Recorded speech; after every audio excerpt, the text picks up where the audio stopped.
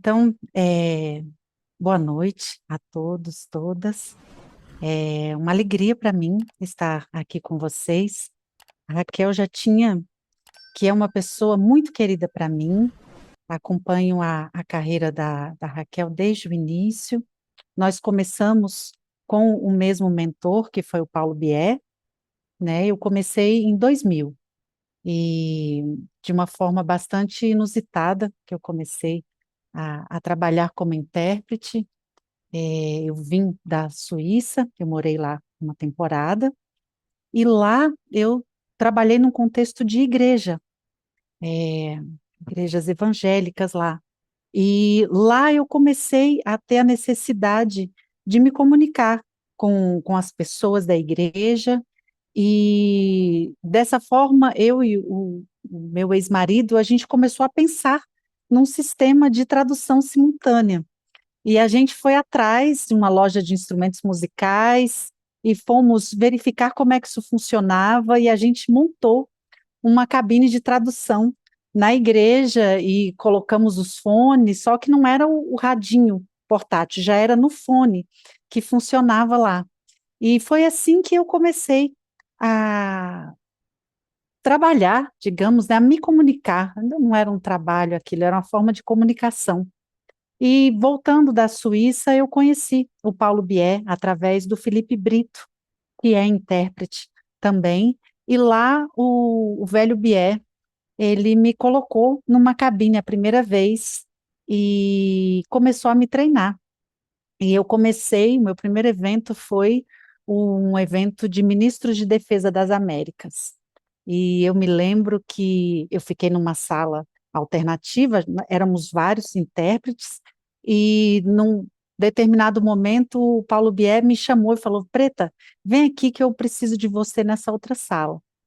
E ele me falou a seguinte coisa: olha, eu preciso que você escute a reunião que está acontecendo em espanhol e você passe para o português, porque os seus colegas de inglês e de francês precisam do seu relé para fazer a interpretação.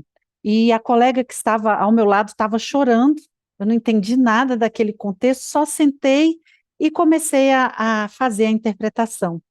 E 3 horas depois que a gente foi sair da cabine, e era um contexto de decidindo o espaço aéreo, decidindo coisas sobre os cartéis de drogas, então era assim, era uma coisa absurda, e eu fiz as 3 horas, e saindo da cabine, eu fui cumprimentada pelos colegas, e eu fiquei muito feliz com aquilo, e foi assim que eu comecei a minha carreira de intérprete. Eu fui para a beira do Rio Negro agradecer, porque realmente foi tudo muito inusitado.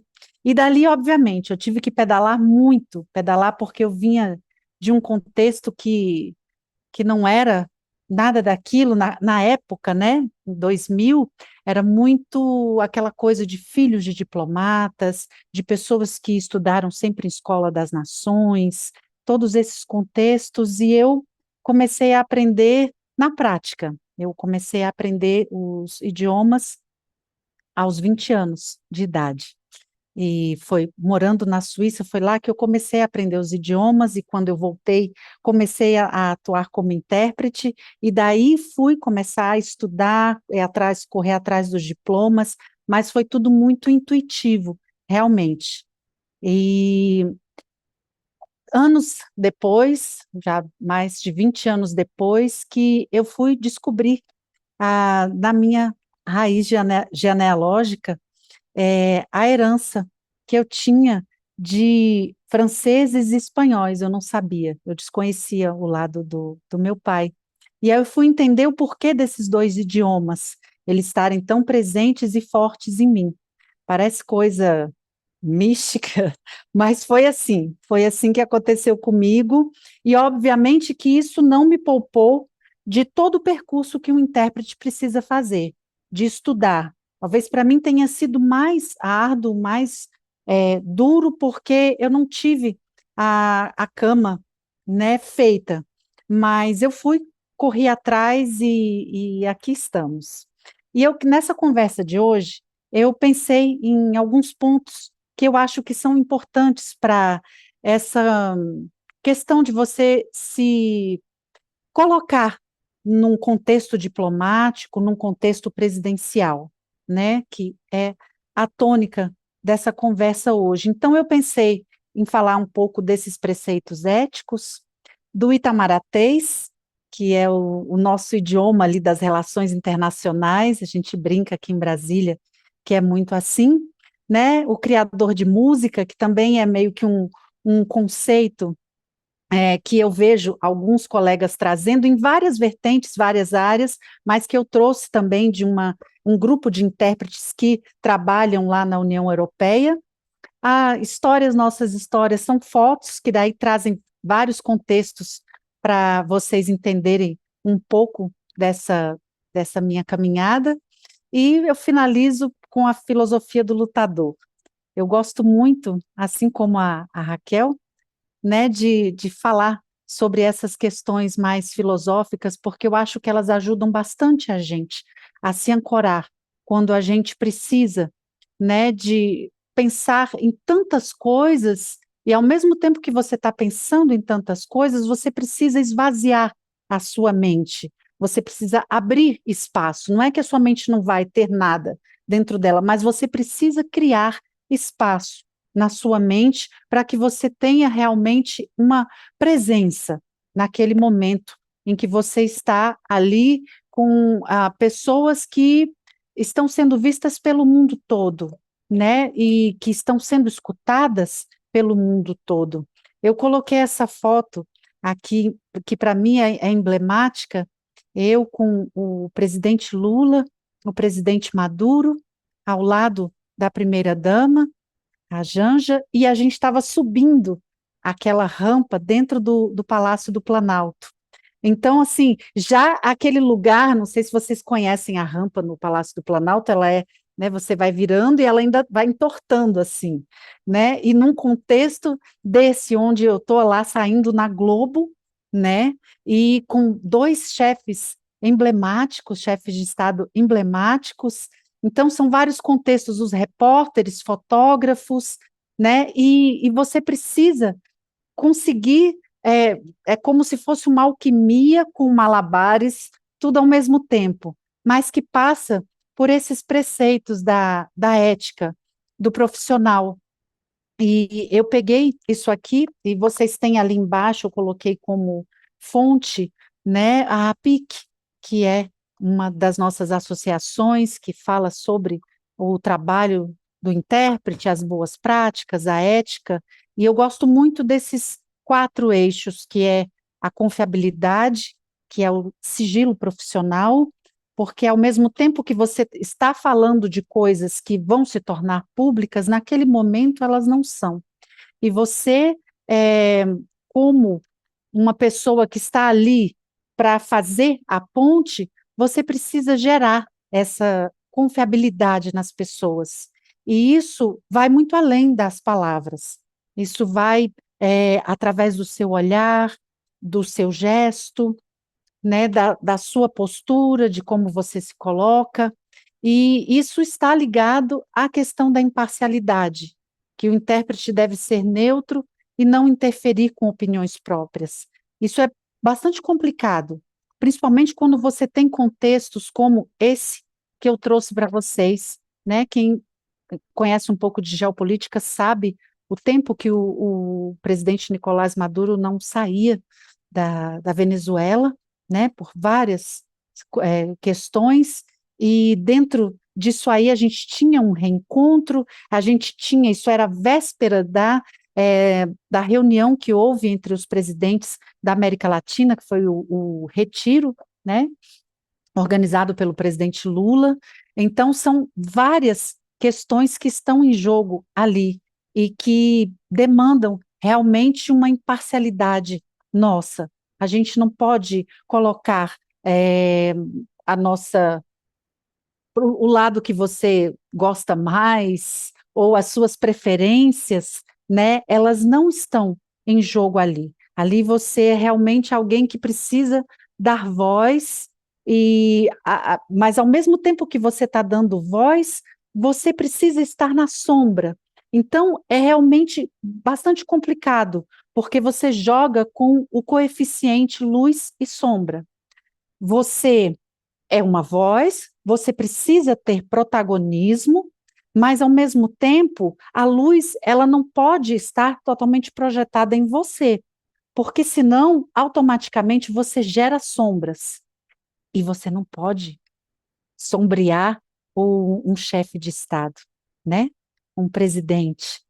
Então, é muito importante você conseguir jogar com essas questões todas de você ser luz, você ter um papel protagonista, você dá luz também a uma fala, né? E mais prestando atenção em não jogar sombra em ninguém. Então, são várias nuances que estão ali em jogo nesse contexto da diplomacia. E para isso, você precisa da discrição, né? Você tem que conseguir estabelecer esses limites que eles são muito internos dentro da sua forma de se envolver enquanto você atua, mas também você entender todos os limites que estão ali estabelecidos pelo cerimonial. Há um protocolo a seguir. Veja que nessa foto eu preciso manter um distanciamento, ao mesmo tempo que eu tenho que escutar a conversa, porque eles estavam conversando ali, né? Eu preciso manter uma distância deles e eu ainda estou acompanhada da primeira-dama. Então é difícil você ficar no meio, né, dos chefes de Estado e a primeira-dama, mas você precisa ter um protagonismo. Eu não podia ficar ao lado dela, ainda que ela seja, né, uma autoridade ali, porque eu precisava dar voz à conversa deles dois. Então, são várias nuances que você precisa captar e, dentro desse contexto, você estabelece os seus limites. E esses limites, eles vêm do seu conhecimento, do seu trabalho como intérprete, né, das boas práticas. Eu encorajo a todos a depois olharem aí, eu coloquei a referência da APIC, eles têm vários artigos, várias coisas interessantes para todos os intérpretes, que são o nosso guia, né, como intérpretes e dessa ética que a gente precisa seguir, e dentro desses limites que você aprende a criar, porque é como eu coloquei, né, do Itamaractês, a conversa que se tem entre ministros, ela é diferente da que acontece entre os chefes de Estado. Ela vai ser diferente também da que acontece entre as primeiras damas. Então, dentro de cada contexto, você precisa entender a sua forma de se envolver neles e os limites que você tem para você não ultrapassar nenhum deles, porque a conversa ela pode ir de uma conversa onde eles estão decidindo contextos super sérios, mas eles passam também por conversas amenas, porque eles têm uma amizade entre eles. Então, são muitas nuances que precisam ser captadas, além de todo o contexto linguístico, de todo o contexto do que eles querem realmente transmitir na conversa. Então, essa questão do estabelecimento desses limites acontece, assim, em frações de segundos, né? E você precisa ter a presença de espírito, e daí a importância da sua presença, de um mindfulness, e aí isso é conversa para outra prosa nossa, mas do preparo que isso demanda, para que você consiga realmente ter uma mente livre para captar todos esses sinais e realmente ser intérprete. Daí vem essa distância profissional, esse distanciamento, né? Porque ali você é um instrumento que dá voz, mas ao mesmo tempo ninguém está afim de saber da sua vida, entende? A sua experiência, a sua trajetória, quem você é, ali não é o que vai contar realmente no momento de você estar trabalhando. Então, é muito importante, porque muitas coisas a gente acaba, se você não percebe essa importância de se distanciar como pessoa e como profissional, você pode levar uma coisa para o pessoal que não tem nada a ver contigo. Então, isso é muito importante. Deixa eu me achar aqui na próxima, que eu queria trazer para vocês. Tá tudo certo? Tá todo mundo me acompanhando? Que eu estou num silêncio aqui.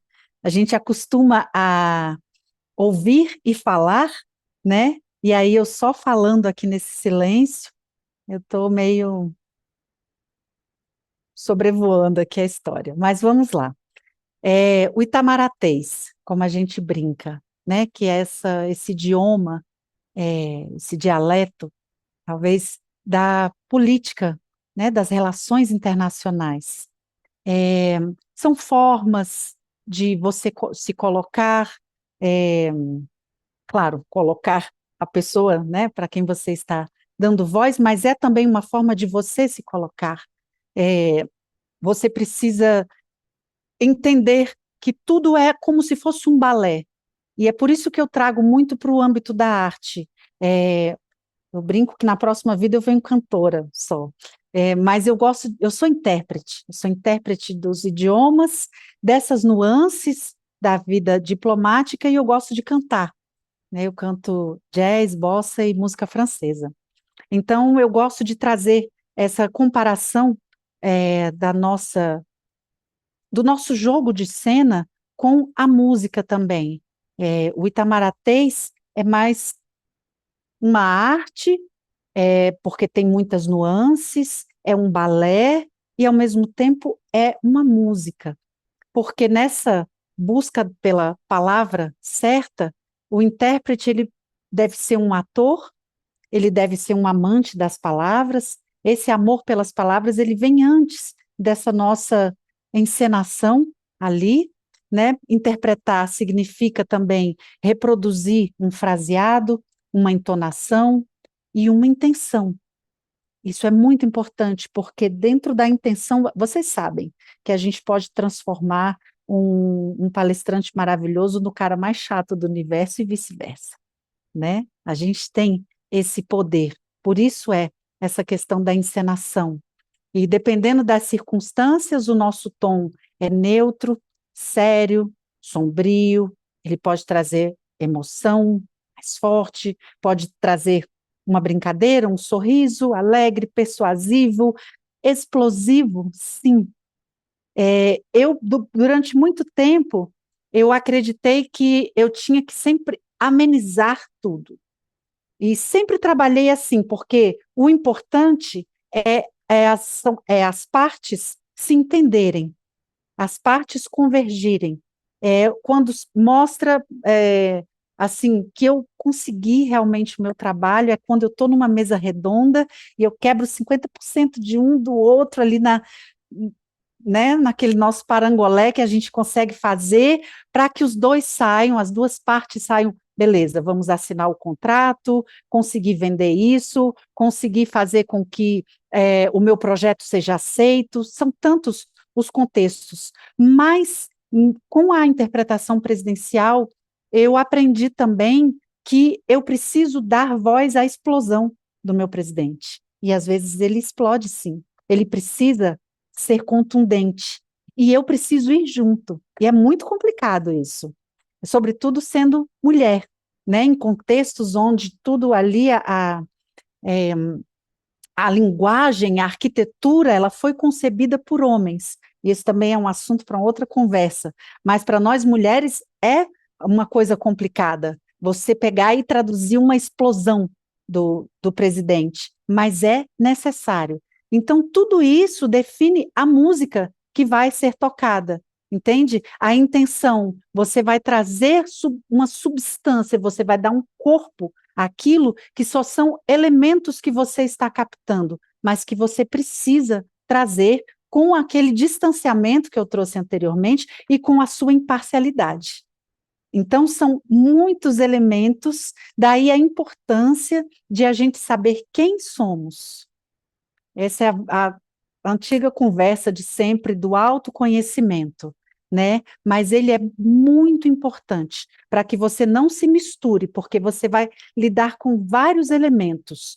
Eles dizem sobre você, de certa forma, porque só você conhecendo esses elementos é, é que você vai poder dar voz para esses elementos. e dar a sua intenção, a sua expressão, como você vai se colocar naquele contexto. Então, você precisa de autoconhecimento para você conseguir captar tudo isso sem se misturar demais. Você não pode se perder naquilo. Você precisa continuar sendo você. E isso vai ser visto na expressão do seu rosto, no seu tom de voz, na respiração. Se você está mais ofegante, se você já começa a esganiçar, porque isso tudo aparece, entende? E na forma como você está ali sentado, olhando para um, olhando para o outro, e ao mesmo tempo que você é protagonista, você é meio cara de paisagem. Eu coloquei embaixo a fonte de onde eu peguei um pouco dessas frases, né, de onde eu me inspirei, que é esse pessoal do Calilpe, que é um grupo que trabalha com a diplomacia internacional, o Parlamento Europeu. É interessante conhecer o trabalho deles também.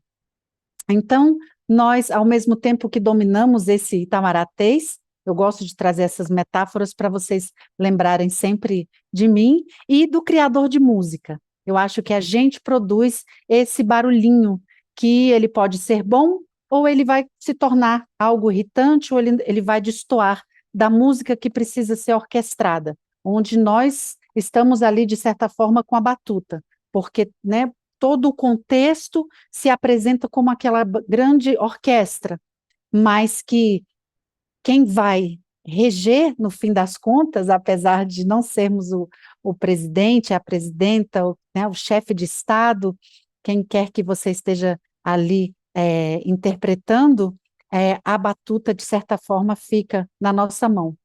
E tomara que vocês me façam perguntas sobre isso depois. Lá atrás eu coloquei uma foto em cima, que é a foto da Sala Vladimir Murtinho, no Itamaraty. Deixa eu voltar aqui para vocês verem. A gente fica na cabine e é desse jeito mesmo, é uma bolinha, é como se fosse num aquário. Você está vendo tudo ali acontecendo, mas você fica. Então, é um pouco disso que a gente tem, essa necessidade desse recuo, para você entender toda essa cena que se orquestra ali na sua frente. É mais ou menos isso o que acontece. E aí, agora eu pulo para o Histórias, Nossas Histórias, fazendo alusão àquela música que eu gosto tanto do Charlie Brown, Dias de Luta, Dias de Glória. E eu trago algumas fotos aqui. Essa de cima é Câmara, Senado, né, onde se toma tantas decisões, onde a gente vê essas explosões nas conversas, né, para eles chegarem aos acordos, e que o intérprete ele precisa muitas vezes dar voz a isso. Na de baixo, aqui, é uma conversa de ministros da Defesa.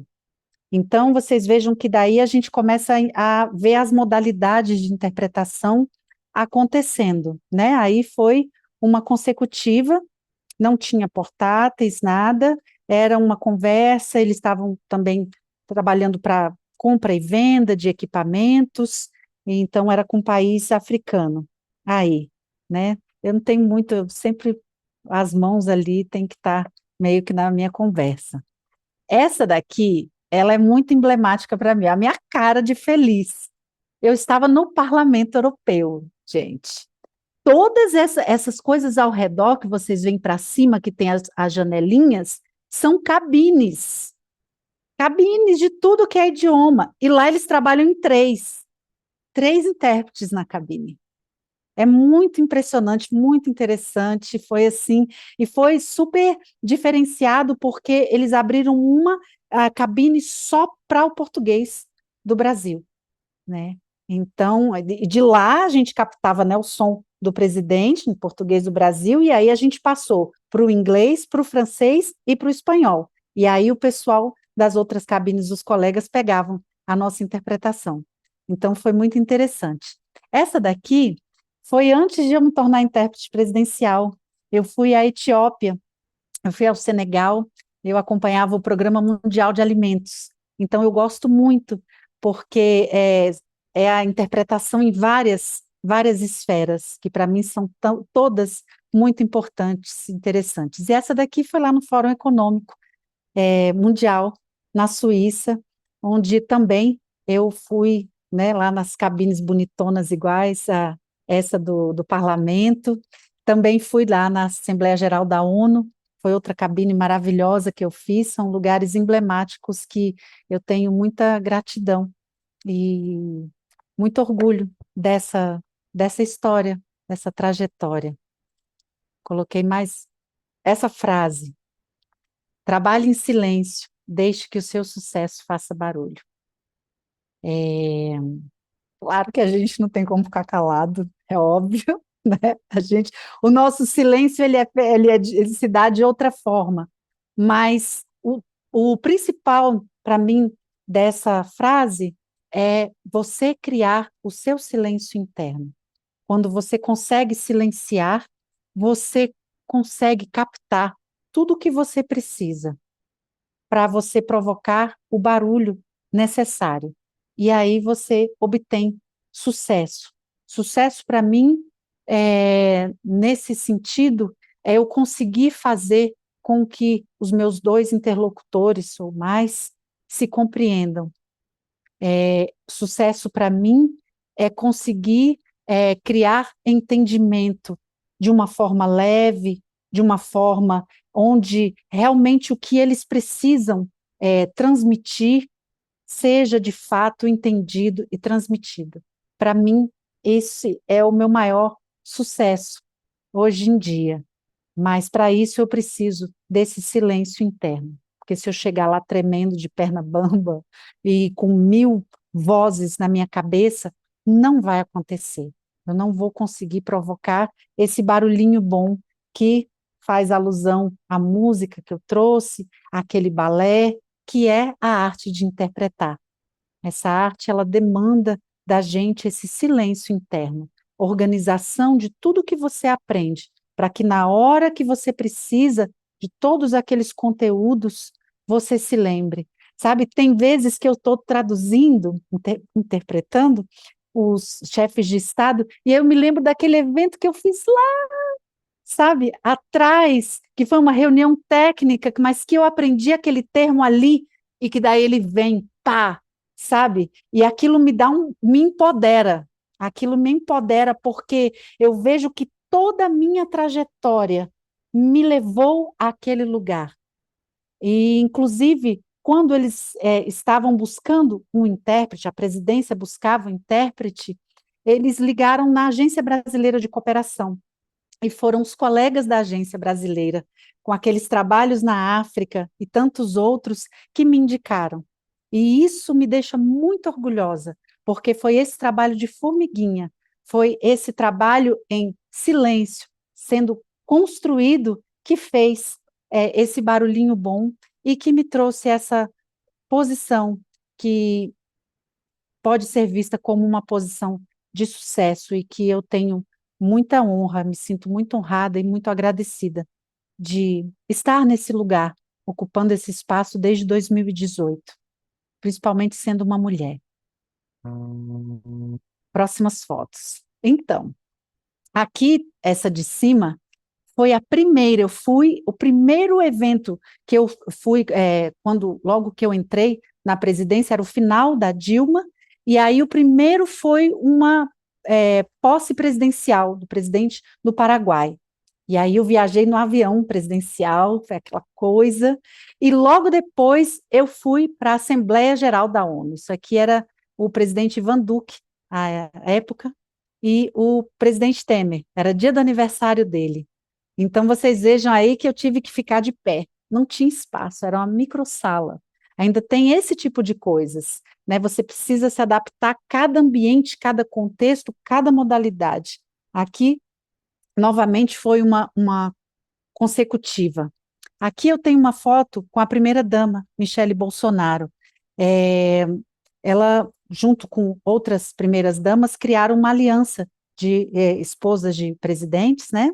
A ALMA, e isso aconteceu lá em Nova York, já foi a segunda vez que eu fui à Assembleia Geral da ONU, foi a criação da ALMA, lá em Nova York. Então, já foi outra modalidade que sempre contou também com videoconferências, contou com consecutânea, entendedores entenderão, consecutivas e simultâneas, e sussurradas. Todas as modalidades. A cada viagem, a gente nunca sabe que modalidades a gente vai num dia de trabalho, porque tudo muda. Apesar de tudo estar organizado para acontecer de um jeito, tudo pode acontecer e tudo pode mudar. Pode não funcionar, pode precisar ser de outra forma, o chefe de Estado pode improvisar. Então, você tem que ir pronto para o que vier.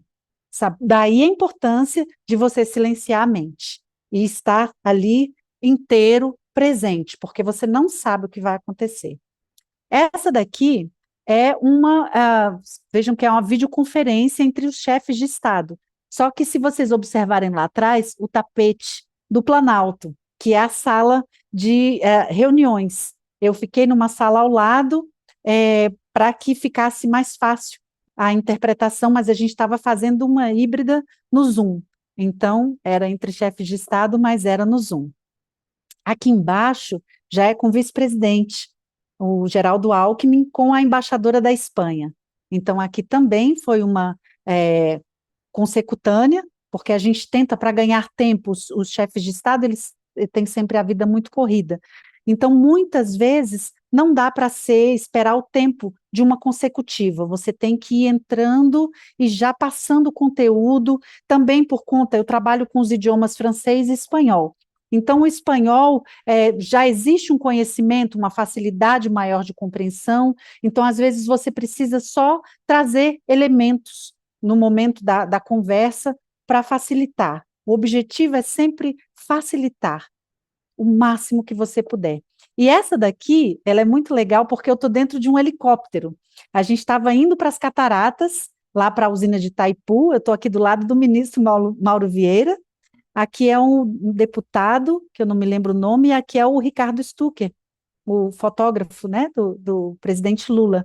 Então ficou bem emblemático ali o barulho do, do helicóptero e tudo, mas são contextos, né, totalmente diferentes. A gente pegou um voo de manhã, de madrugada, de Brasília para Foz do Iguaçu, de lá a gente pegou o helicóptero, e aí fez a visita, fez tudo, e depois tudo de volta, de novo. Então, cada viagem, ela apresenta formatos diferentes, e por isso que a gente tem que estar, assim, totalmente tranquilo e despojado, porque se você se fixar em formatos, você se ferra. Aqui, olha, Diplomacia Amazônica, foi um evento preparatório para a cúpula da Amazônia. Então, tudo isso, em termos de preparo para o intérprete, é muito importante. Você conseguir permear vários lugares e perceber tudo o que ele vai trazer de elementos para você se alimentar, para que num momento igual esse daqui, é o presidente Lula com a presidenta do Peru, Dina Boluarte. Foi a primeira saída dela, depois de todo o contexto que ela vivenciou, né, ela ocupou um espaço deixado por conta de divergências estruturais lá no Peru, foi a primeira vez e foi na cúpula da Amazônia. Então, era todo um contexto que muitos elementos você capta em outros eventos sobre diplomacia. E é interessante porque você vê aí uma diplomacia, né, amazônica. Então, é mais um contexto onde o intérprete pode estar inserido, que é diferenciado, por exemplo, desse aqui de cima.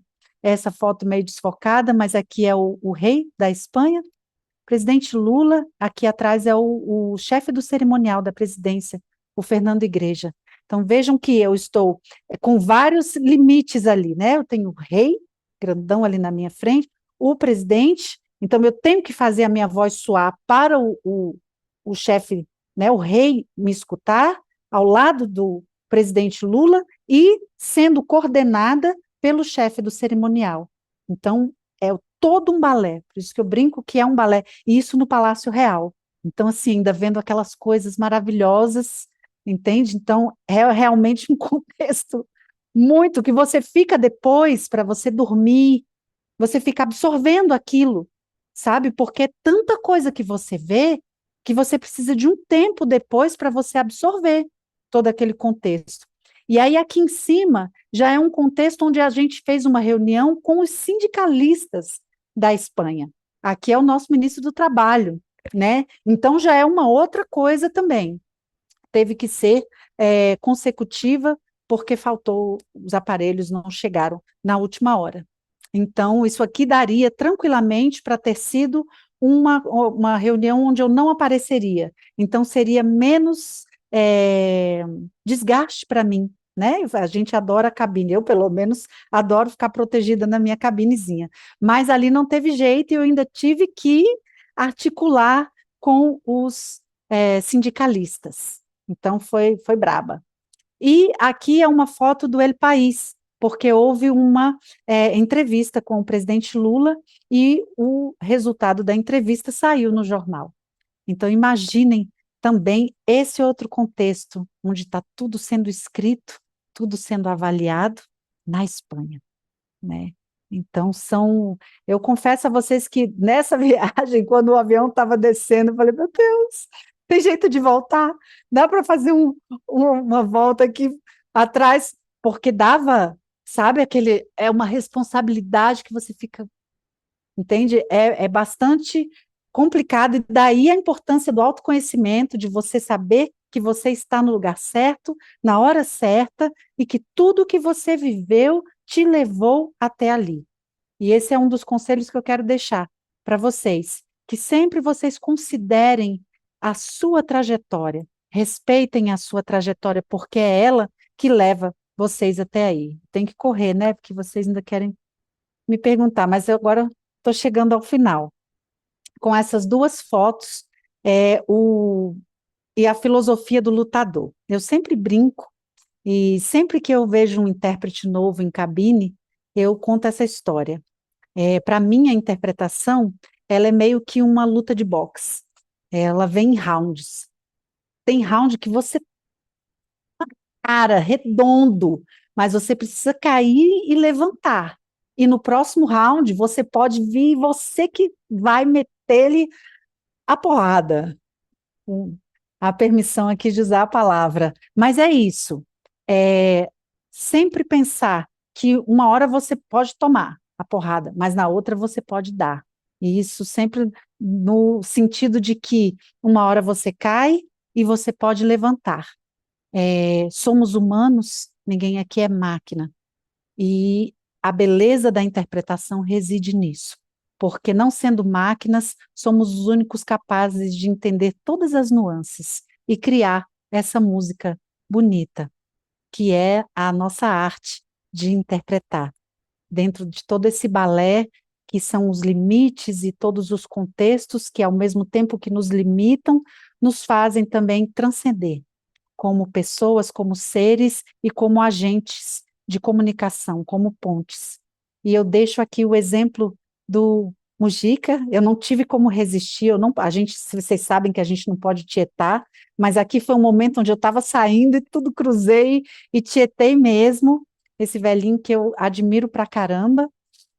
E acima é uma foto onde nós temos dois intérpretes que já se foram, que é a Mercedes, e era uruguaia, e o Luiz Vasconcelos, que eu tenho muito carinho e dedico essa fala. A Hilda está nos Estados Unidos, ainda está viva, mas eu trabalhei e eles foram pessoas de quem eu realmente me inspirei bastante, que me ajudaram a aprender muitas coisas. Também presto a minha homenagem aqui ao Iraê Sassi, que nos deixou há pouco tempo, mas são essas pessoas que compuseram a minha história, o Paulo Bier, também toda a minha gratidão, e a minha gratidão à Raquel querida, que tem feito esse trabalho com vocês e que tanto orgulho traz para a gente com a trajetória dela também, e que eu quero honrar aqui.